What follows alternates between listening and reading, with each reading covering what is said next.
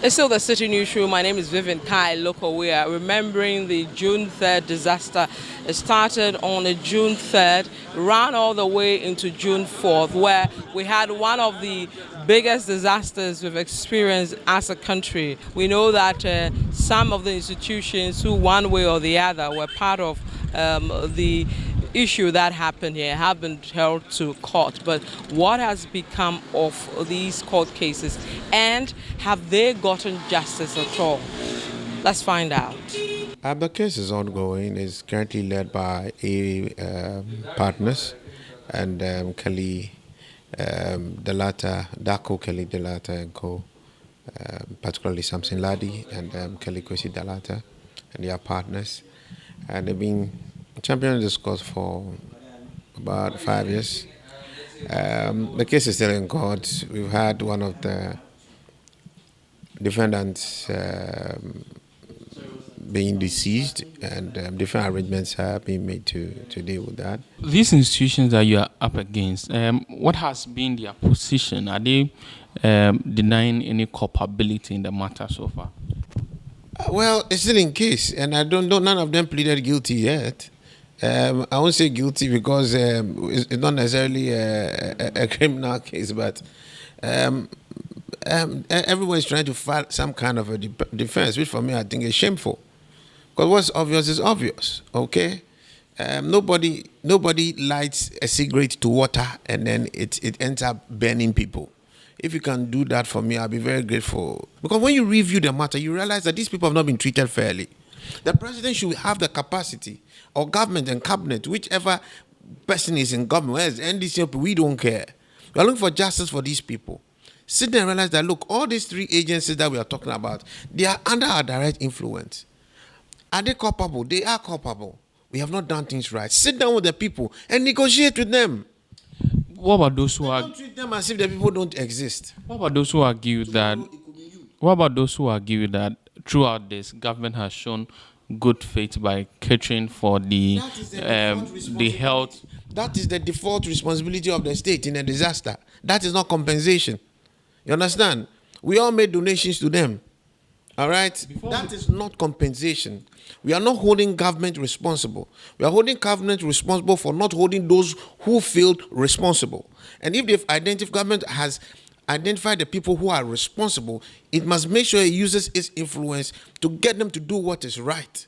Compensate the people, admit guilt, and apologize to the lives of these people. It's been 7 years. Do you think that this court case...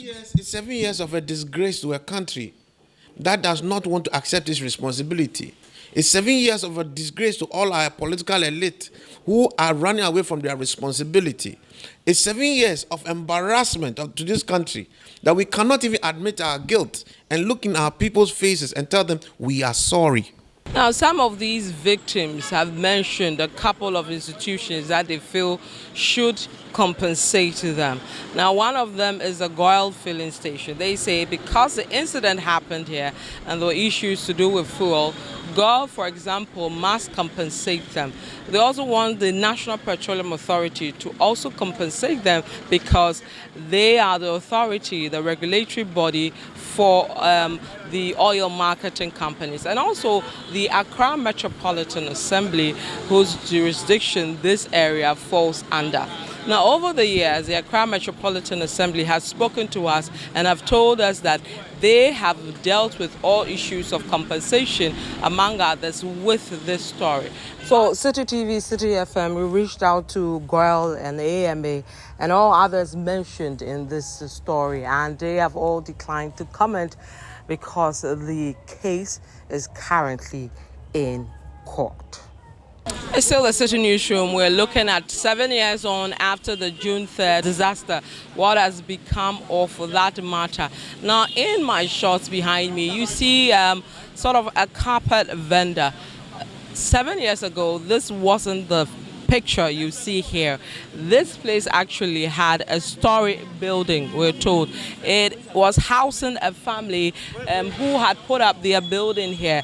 But when the disaster struck, this story building, which is no more in existence, was one of the few structures that got affected by the June 3rd and 4th disaster. So here, this spot had a story building. Today, it is engulfed with filth, taking over the whole place, and weeds. And then right ahead of us, of course, the carpet place. Remember, one of the victims who we spoke to earlier told us this was the property of her father and this is where she lived. She tells me she still not received compensation from the companies or authorities after the disaster. So the question we're asking today, among others, are: have we put in place measures as a country to ensure that this disaster doesn't strike us again? My colleague Kojo Ajiman has been